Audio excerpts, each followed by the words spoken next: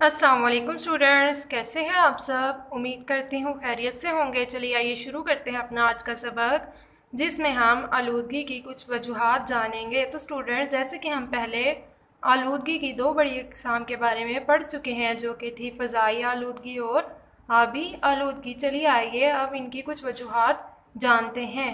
तो स्टूडेंट्स, सबसे पहले मैं आपको फ़ज़ाई आलूदगी की कुछ वजूहात के बारे में तस्वीर दिखाती हूँ।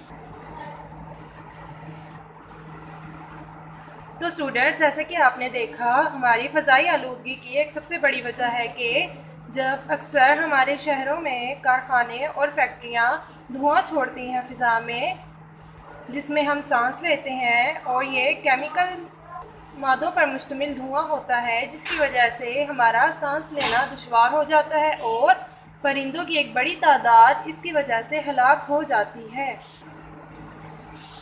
तो स्टूडेंट्स, जैसे कि आप तस्वीर में देख सकते हैं, ट्रैफिक से धुआं उठ रहा है। ये फ़ज़ाई आलूदगी की एक बड़ी और अहम वजह है।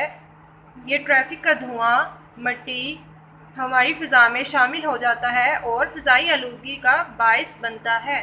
फ़ज़ाई आलूदगी की वजूहात के बाद मैं आपको आबी आलूदगी की कुछ वजूहात की तस्वीर दिखाऊंगी।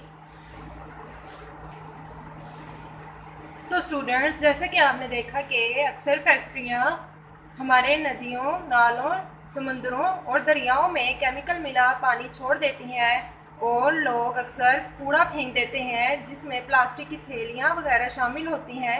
ये आबी आलूदगी की एक बहुत बड़ी वजह है।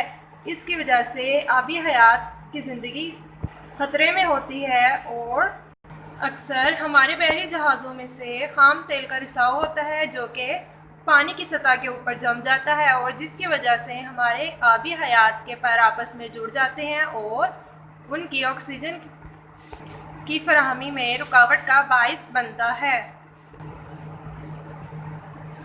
तो स्टूडेंट्स, हमने आज आबी और फ़ज़ाई आलूदगी की कुछ वजूहात जानी। अपना बहुत सारा ख्याल रखिएगा। अल्लाह हाफिज़।